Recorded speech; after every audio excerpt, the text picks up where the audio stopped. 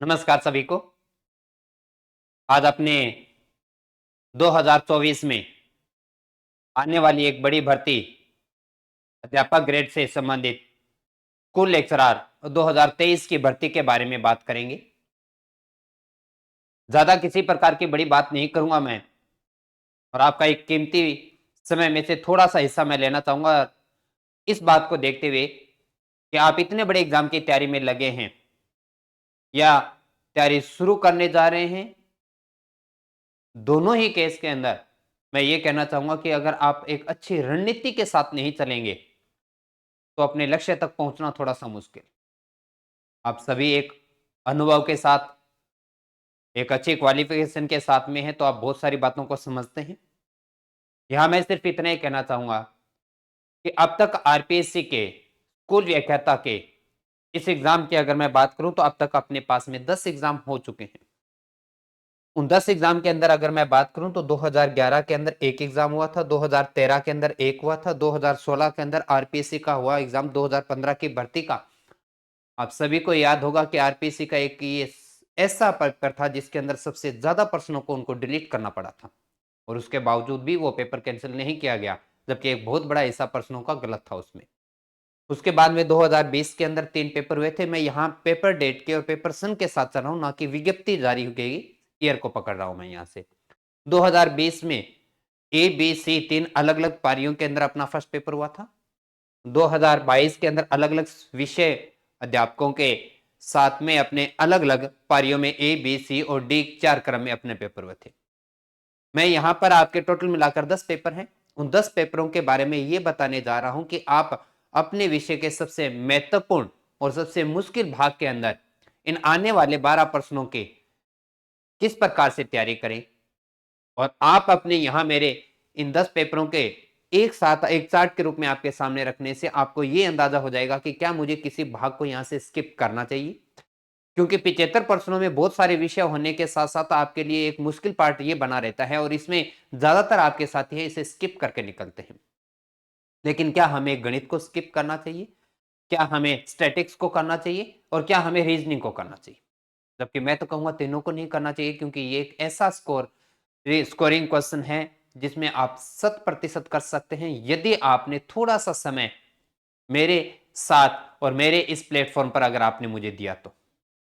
निश्चित मानिए आपके गणित, स्टैटिक्स और रीजनिंग के सभी प्रश्नों में आप इतने कॉन्फिडेंस के साथ पेपर देने जाएंगे जितना शायद आप अपने विषय सेकंड पेपर के जो भाग के अंदर है उसमें से फर्स्ट भाग में आने वाले प्रश्नों के साथ कॉन्फिडेंट ना हो। बिल्कुल बहुत अच्छे से करेंगे, लेकिन आपको कैसे करना है, किस प्रकार से करना है, जैसा मैंने थंबनेल बनाया हम सिर्फ यहां पर भाग उठा रहे हैं। इसके बाद की अगली एक क्लास में लेके आऊंगा जिसमें मैं चैप्टर के साथ एनालाइज करूंगा इन सभी 10 पेपर का। तो भाग के अकॉर्डिंग अगर मैं बात करता हूं तो देखिए चार्ट बिल्कुल सामने है, बहुत अच्छा सा साफ सुथरा बना हुआ है आपके पास में। मैं सभी भर्तियों के जो एग्जाम हुए थे अपने स्कूल लेक्चरर के अलग अलग समय में, उनमें गणित के कितने परसेंट है, रीजनिंग के कितने परसेंट है और स्टैटिक्स के कितने परसेंट है, और इन तीनों का मिलाकर कुल कितना रेशियो अपने पास में बना रहा उन 75 प्रश्नों में से।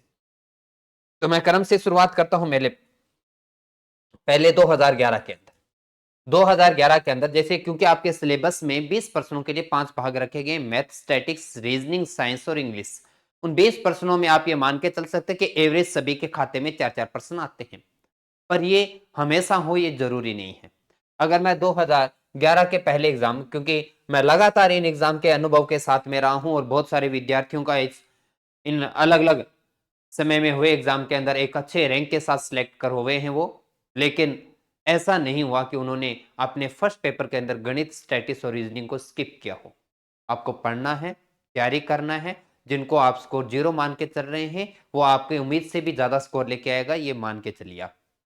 तो सबसे पहले मैं बात करता हूं कि मैथ के आपके पास में 5 प्रश्न आए थे उस 2011 की अपनी इस पहले अपने मूल्यांकन करने वाले एग्जाम के अंदर बात करें।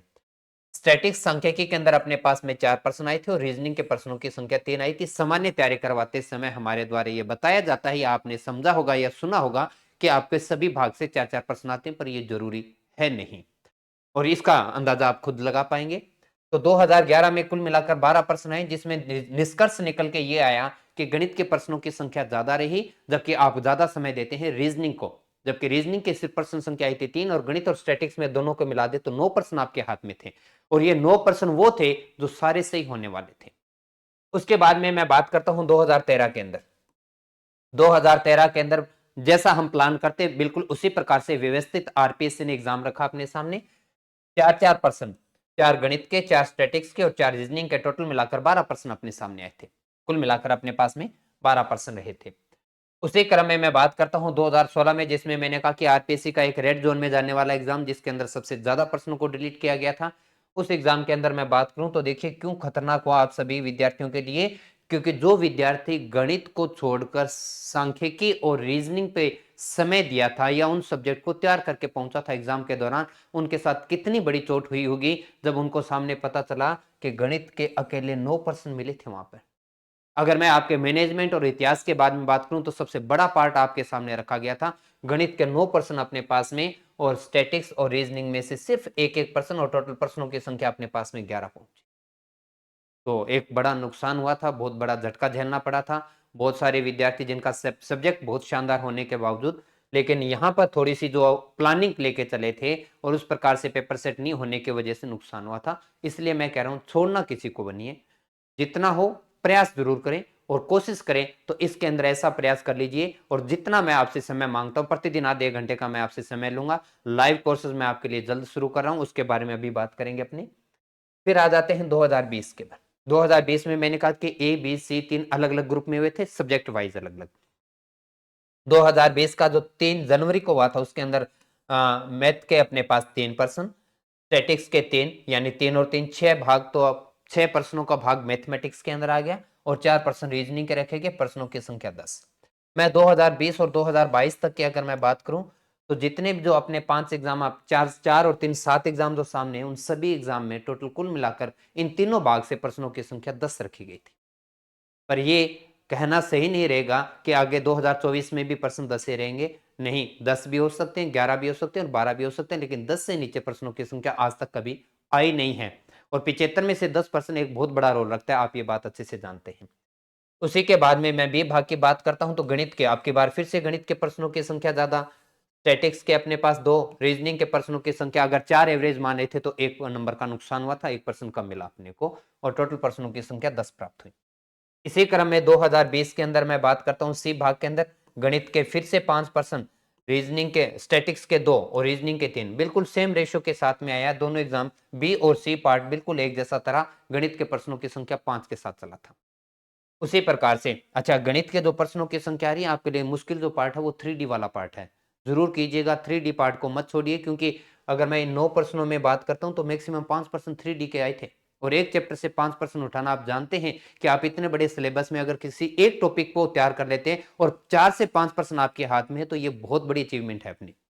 तो आते हैं इसी प्रकार से ए बी सी और डी की बात करते हैं, जो 2022 के अंदर 4 अलग अलग ग्रुप के अंदर एग्जाम हुए थे। और गणित के प्रश्नों की संख्या देखिए, पहले में 6, फिर 5, फिर 6, फिर 6, यानी आपसे 5 से 6% गणित के लिए जा रहे थे। और बाकी इसे में देखिएगा, रीजनिंग के अंदर एवरेज सभी में 2-2% लिए गए थे, रीजनिंग के अंदर सभी भाग के अंदर 2-2% आए थे।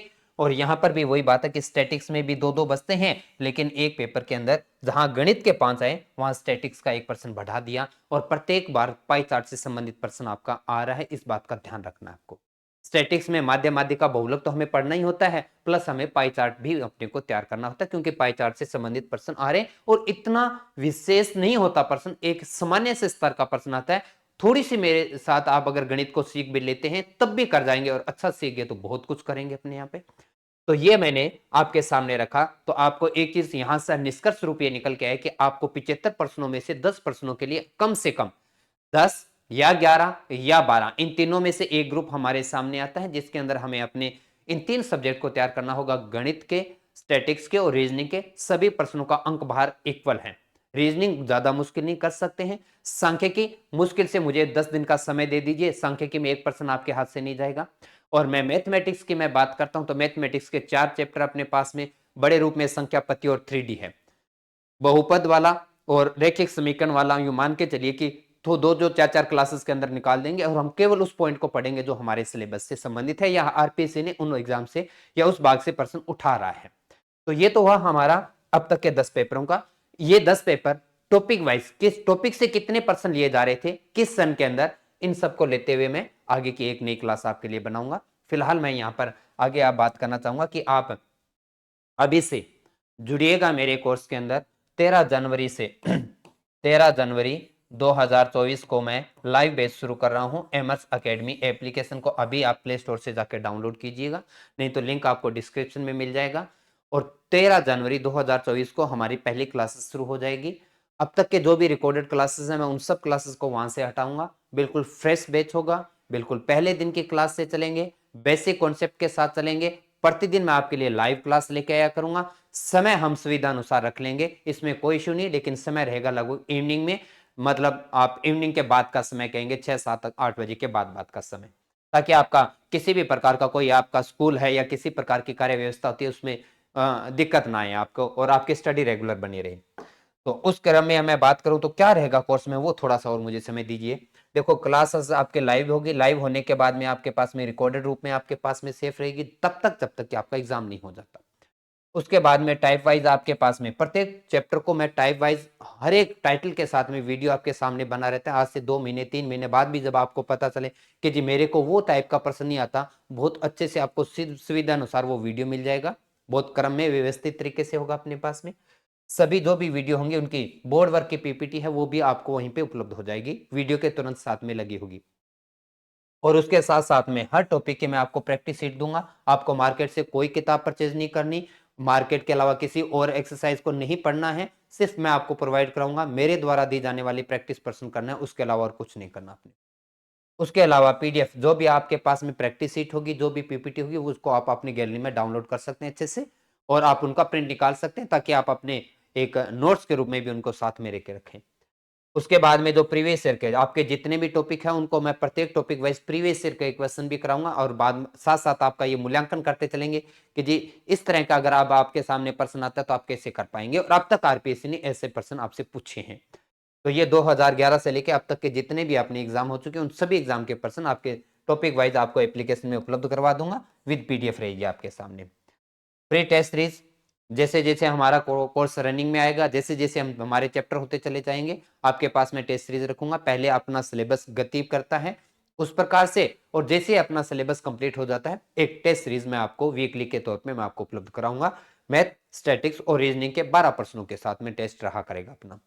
उसके बाद में फ्री क्रैश कोर्स, जैसे हम एग्जाम के नजदीक पहुंच जाते हैं, 1.5 महीना बचता है, 2 महीना बचता है, 15 दिन बचते हैं, 10 दिन बचते हैं, वहां पर हम एक थोड़ा सा समय निकाल के आपका पूरा सिलेबस यूं मान के चलिए कि 5 से 7 क्लासेस के अंदर हम फिर से अपना रिवाइज करेंगे, जिसको हम क्रैश कोर्स के माध्यम से लॉन्च करेंगे। तो ये रहेगा इस प्रकार से अपनी रणनीति। 13 जनवरी को मैं मेरा नया बैच शुरू कर रहा हूं, जिसका जो तीनों सब्जेक्ट मैथ, स्टैटिक्स और रीजनिंग में मेरे द्वारा करवाई जाएगी, और जिनका जो प्राइस रहेगा वो तीनों का 599 रहेगा, 599 रुपए। कोई ज्यादा बड़ी अमाउंट नहीं है। आप इसके साथ में मेरे कोर्स के साथ जुड़िएगा। और अ, जो अपने मैं बात करूं तो इस कोर्स के साथ में 13 जनवरी तक का मुझे समय देंगे। आपका जैसे ही आपका एनरोल हो जाता है तो 13 जनवरी को मैं आपको एक टाइम नोटिफिकेशन के माध्यम से आपको उपलब्ध करवा दूंगा। एमएस एकेडमी का टेलीग्राम चैनल भी आप ज्वाइन कर सकते हैं, अपडेट होते रहेंगे। आप अपने जो भी डाउट है वो मेरे से डिस्कस कर सकते हैं।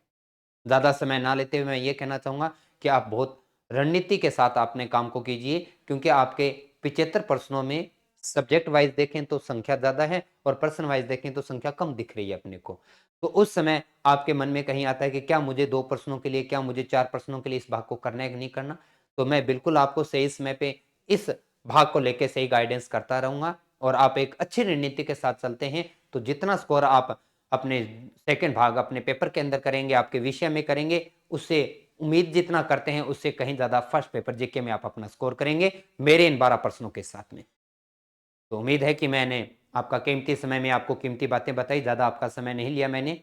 इसी के साथ मिलते हैं कल। मैं एक क्लास फिर से आपके लिए लेके आऊंगा जिसमें मैं चैप्टर वाइज आपका एनालाइज करूंगा, और उसके बाद में प्रीवियस ईयर के प्रश्न अपने करना शुरू करेंगे। और तब तक अपना तारीख 13 तारीख नजदीक आ जाएगा, और फिर अपने क्या करेंगे, अपने चैप्टर की शुरुआत कर देंगे, पहले चैप्टर पहले दिन और पहले बेसिक भाग से। तो आज इतना ही।